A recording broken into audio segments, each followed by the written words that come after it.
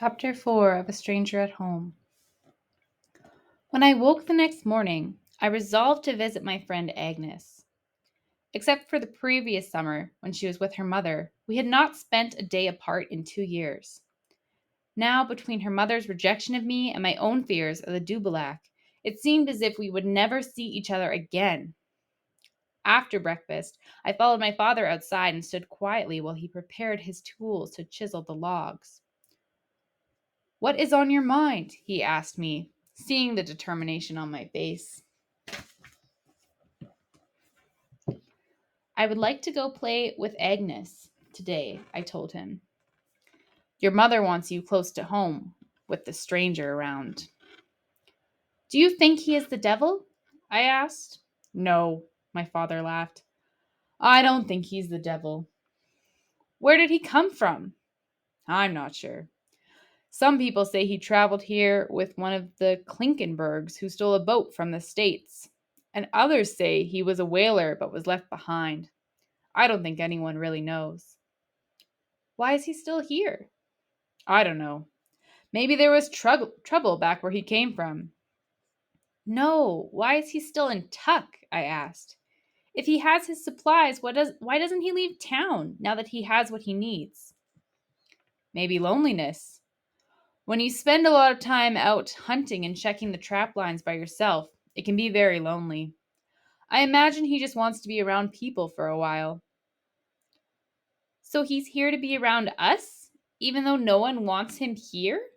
I said. "Yeah," my father replied, dropping his eyes on the ground. "Even though no one wants him here, I'm guessing he'll be gone soon. Don't worry, Uliman." "What if he never leaves? Will I have to go back to the school to be able to play with Agnes?" "No." "But aren't you scared to walk in town with that man around?" I shook my head. "Not really. I saw a picture of Lena Horne when I was at the outsider school, and she is dark like that." My father had a collection of Lena Horne's albums that he played on a hand cranked record player. She was his favorite singer. He looked amused, and I could tell he hadn't known that she had dark skin like the trapper. "I promise to be very careful," I assured him. "Go on," he told me. "I will tell your mother." I kissed my father and ran toward town. Agnes would be so excited. We could go hunting for eggs. She was probably having the same problems eating that I was. I was almost out of breath by the time I reached her door. I pounded on it with my fist and waited for an answer. I couldn't wait to see Agnes's face when she saw me standing there. After what seemed like ages, the door opened. Her mother was on the other side, with a very stern look on her pale face. She had always been friendly to me on Banks Island, but today she seemed angry. She turned and gestured over her shoulder, and Agnes appeared at her side. But when I stepped in to talk to my friend, she moved back timidly and turned to her mother. Then she turned back to me. "Would you like to go hunting for eggs?" I asked. She stared at the toes of her hammock.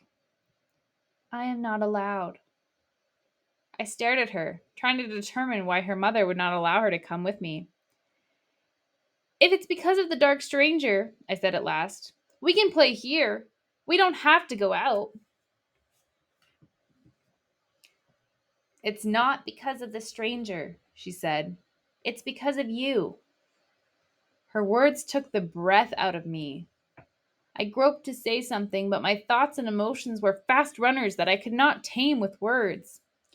"My mother and father say I'm an outsider now," she whispered, glancing over her shoulder at her mother as she spoke the English words.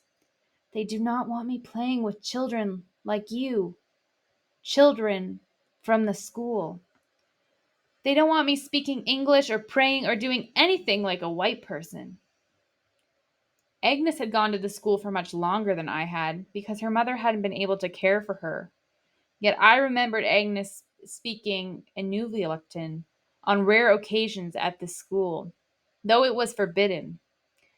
Agnes once confessed to me that she secretly gave the objects around her their Inuvialuktun names, and that sometimes she would practice conversations in her head in our native tongue.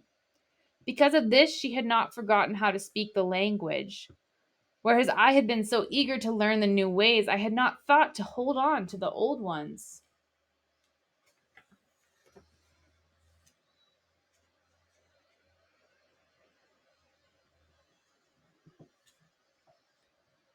Her mother spoke to her in a stern tone, and I strained to figure out the meaning of her words.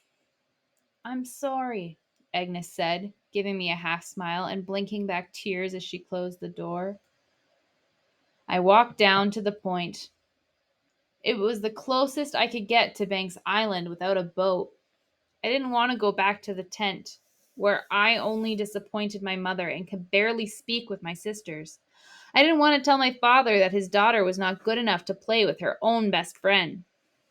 My tears fell into the ocean, and I wish my spirit was in those tears, because then I could follow the current back to the place where I belonged. Gradually, I became aware that I was not alone. Standing 20 feet behind me was the Dubalak. I wanted to turn and run, but what if he ran after me? I stood my ground, trying to decide what to do, and then realized that he hadn't even noticed I was there. His eyes were fixed on the horizon, as mine had been.